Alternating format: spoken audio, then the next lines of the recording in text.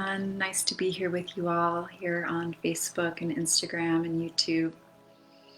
My name is Sonia Reece, and this is another episode of Mothering Wisdom Mondays, where each week I've been sharing in this series about what's alive as a mother, whether you're a physical mother to a child or you're really healing the inner child, or you're reparenting yourself from the inside out, that this is a life journey, that it's a soul's journey, and it's a spiritual journey. Really inviting and invoking spirit and the energies and the consciousness that's on the planet, and really honoring. I guess it's an invitation, a strong invitation for those of you who are here listening now or perhaps later,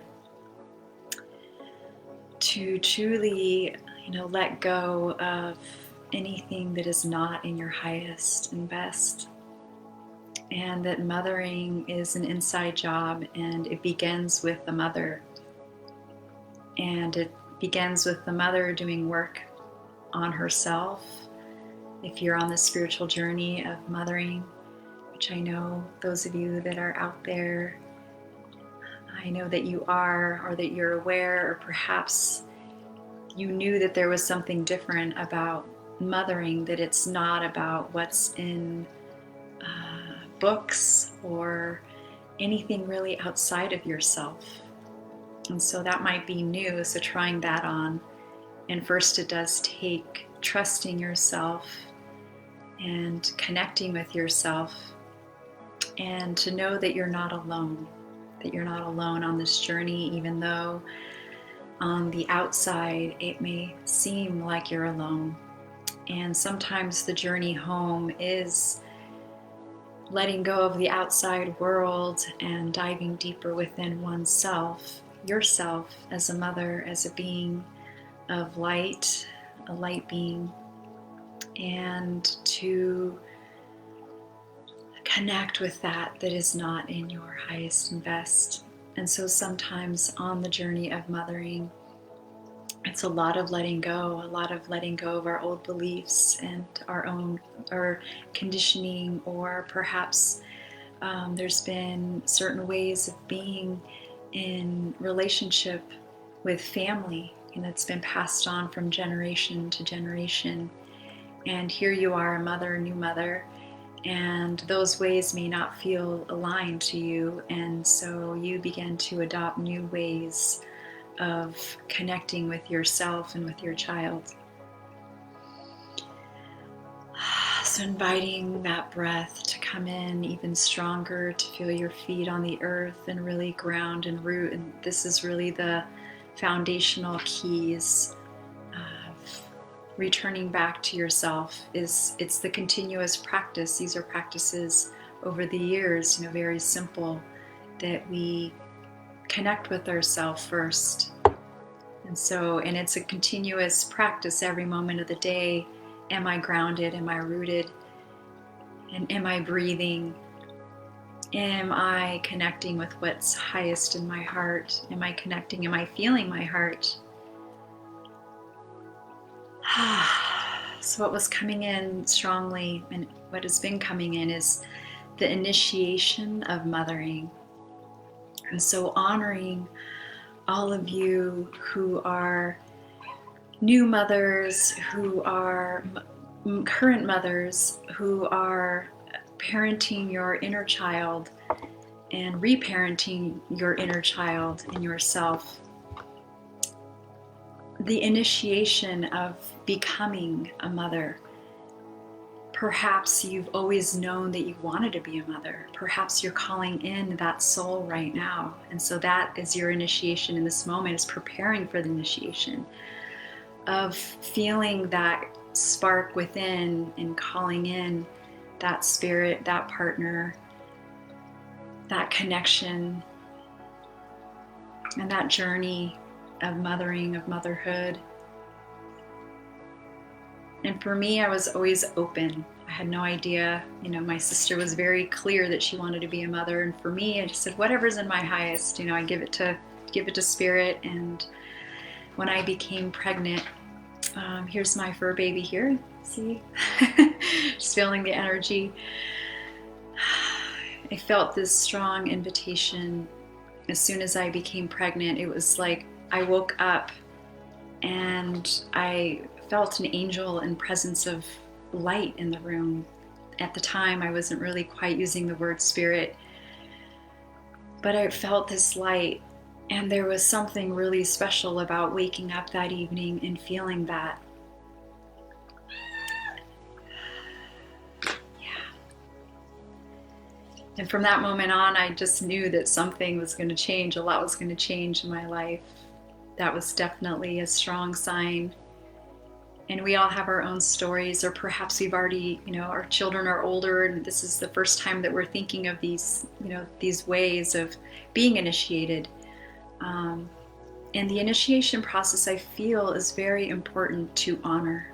Going from being a maiden, being a young woman, young girl, even if you have your child at 30s, 40s, there's something that happens with this initiation. So that spirit comes in, and you conceive a child, and there's an initiation there of spirit in your body, more spirit perhaps than ever in your life, experiencing that light within. And then there's the time of conceiving and gestating, and in the psyche, getting used to the idea and knowing deep within. It's like this labyrinth of knowing in the soul that your life will never be the same. And so there's what I call a deathing process. It feels like a deathing of self, a deathing of the spirit that, and the youth and the independence and the ways of being before being a mother. And so I believe that's why, not only is the child growing within those 9 months, but it's the mother is also growing into this into the psyche and going into the recesses. Sometimes there's a purging that happens. There's so many chemicals flowing into the body. It's like your blood, you increase your blood like 4 times the amount, as you're creating this being. And so much is happening on so many different levels that it's uncomprehendable. It's really a gift, and it is a spark of magic that happens, I believe. Every time I see a pregnant mother, it's just this bowing down, for the Divine Mother, for all of creation, for the ways that every single one of us have been birthed. All of us. It's such a gift, and it really is a deep honoring. And so, not to underestimate the process that you go through, that deathing of what was to what is now, and even getting used to the idea of being a mother and all of the sense of responsibility, and in all the ways of caring, not only for yourself, but for another being. And some of us didn't have partners. There's something to having a partner and co-creating together, and every situation is different. And so for me, it was not having a very secure, emotionally connected partner, and leaving at 8 months pregnant, I made that choice. It was very clear that even though it seemed very challenging at the time, that it was very clearly the way that this being was choosing to be in relationship with me, and that Father would come and go, and he has an amazing connection with Elijah now, and so grateful. And that's another series on how to co-parent in the most miraculous ways, when there's a lot of healing.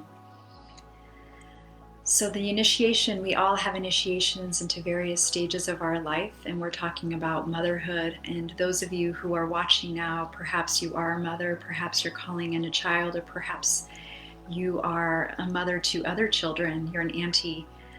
And so honoring, that dance, that sacred dance of this rite of passage that happens, this initiation, the most sacred time of life.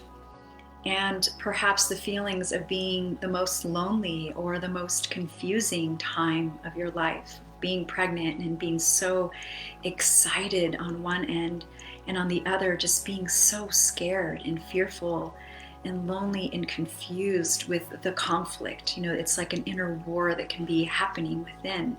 To get used to the idea, it's like this transition that's happening. You're vacillating in between. It's almost like seasons, going from the very defined summer, it's like very young, sun is out. You go into the fall and it's like summer one day, and then it's winter, and then it's summer, and then all of a sudden, bam, it's winter, especially in other parts of the world other than San Diego where I live. And so really honoring the transition, that nature is a direct relation and teacher of what is actually going on within us. And so as the seasons are shifting, the mother shifts, going from being a single being entity to now having being like birthing and going into that initiation of gestating and birthing a being. And the birthing process is another deep initiation, going into that spiral. And I believe in birth. I believe in women knowing and being empowered in their bodies, and honoring how children come into the world in various ways. And I chose to have a home birth, and was very open to having a hospital birth if that's what happened and flowed. But it really was this, I trust my body. I trust the wisdom of my body. I trust my ancestors. My mother birthed me without, very naturally. My grandmother birthed at home. I believe in the power of our bodies and the knowing that it's the one, well, there's various, but the one thing that we have no idea. We can't practice birth. We can definitely go and learn how to breathe and, meditate, and there's something about trusting and surrendering deeper to the wisdom of the body, and connecting deeper to your connection with creation as a mother, with spirit, with God, with the ancestors, and perhaps making an altar. I had a birthing tub, and I created, for me it was very healing to create art. And then I had altars around me and light, candles, just so that when I was in the wave, and it was like a wave that you're going to receive a contraction or a surge. It's like the ocean, like a big set will come in, and you breathe into it, and then you're trusting that it's going to let go, and you're going to have space to rest, that it's not going to be continuous. And so I had representations. I had flowers. It was like, okay, my yoni's going to open, and it's going to open and flow. And I had waves, even pictures of waves, of just feeling that, because you're in this deep, deep spiral when you're birthing. It's like going deep within yourself. Like the outside world for me did not even really exist. I was so focused and connected. And yes, parts of it were painful, and parts of it were like, how the heck is this baby going to come out? Can it come out in any other way? And having a support team, a midwife that was very hands-off, that she came in and she tuned in and needed me, or when I was calling for her, and she just let me be. And it was me and spirit and my baby, and connecting with my child, and communicating, because it's your journey together. It has nothing to do with what's outside of you. What is going on inside of you is very apparent. You're feeling the surges, the waves, the contractions. And for me, I froze at a certain stage, and my midwife knew what my fears were. I knew that once the child is on the other side of the canal, like, oh no, what am I going to do as a single mom? How am I going to raise this being? And so I was tightly protected, in my uterus, and so she knew that, and she whispered in my ear, and you're going to be an amazing mother. It was just like this confirmation, and it was like the perfect medicine that I needed to hear in that moment. And the opening happened, and the surrendering happened, and on the other side, whoosh, was this child that I was connecting with this whole time, the spirit. I had many visions and dreams and meditations of when I looked into his eyes, I saw those eyes, and I didn't know the gender. I didn't want to know, but something in me knew I was having a boy. Something in me called spirit.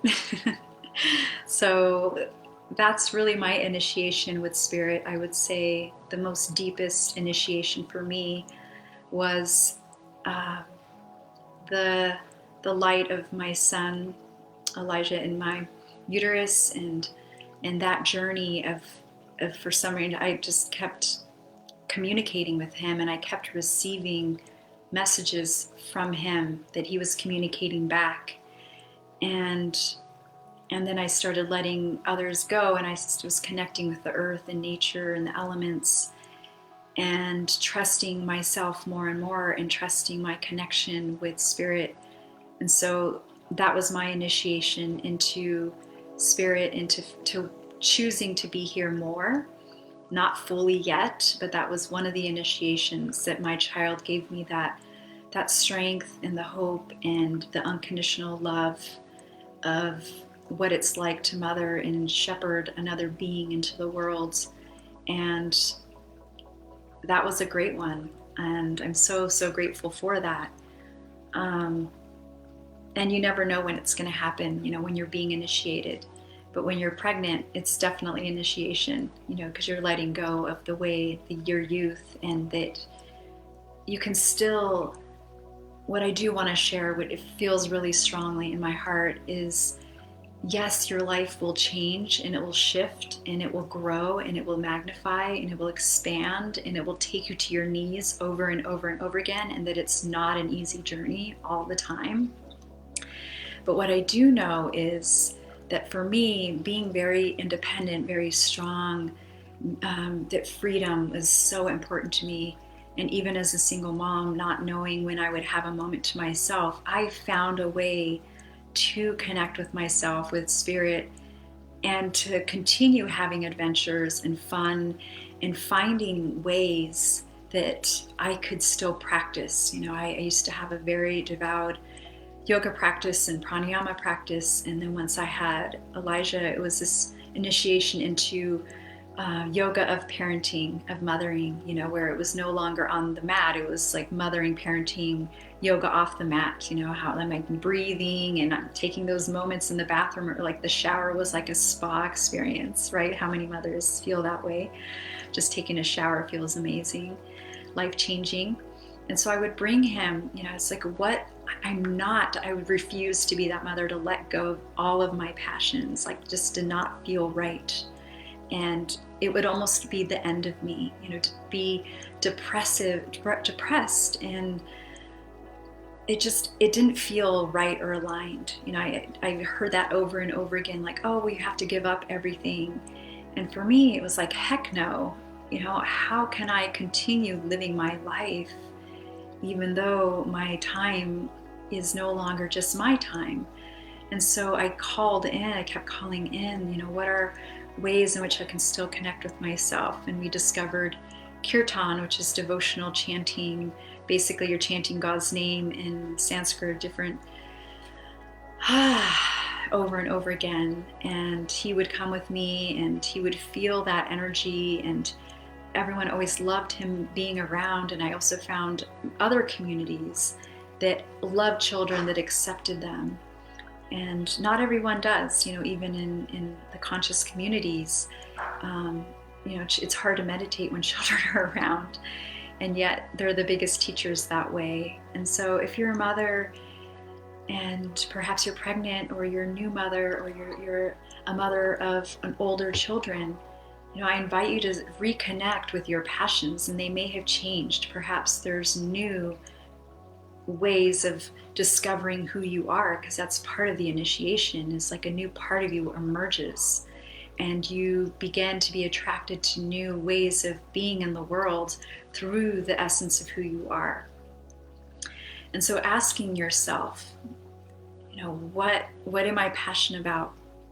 Perhaps it's music, perhaps it's art or painting, perhaps it's singing, perhaps it's hiking, perhaps it's being out in nature, or any way that I invite you to continue kind of moving that creative energy, inviting your children into that space, or honoring and creating that sacred space for yourself, so that you feel nourished and rejuvenated, and so that your cup is full, or fuller, I should say, because it's not always, I'm definitely in the reserves. How many of you have been in the trenches of the reserves, and not even having so much of as an ounce for yourself, and then still having to give?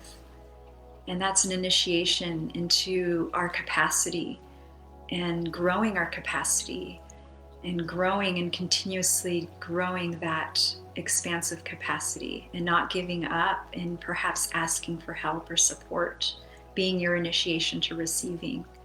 So these initiations and these rites of passage of mothering don't just stop at giving, at labor. It's like our child is having initiations, from babies to being toddlers, to young boys and girls, to their 9-year change that happens, to being a teenager, to growing into a young woman and a man and young adults, and they're constantly being initiated. And as they're being initiated, we're also being initiated. And so honoring these cycles, that we are cyclical beings, that we're not linear, and to open to your connection with spirit, with the earth, and with yourself. And that spiritual connection is a mirror of yourself. And so thank you so much for joining me today. I will likely create other videos that stem off of this to break down some of these even more. But I'm so grateful for Danielle and Anastasia and Amy for being here, and everyone else.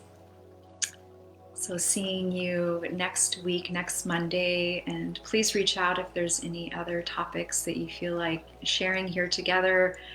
I'm happy to share more with you, and to hear what you would like me to share. And doing this together with you feels really good and beautiful. So I love you, grateful for you.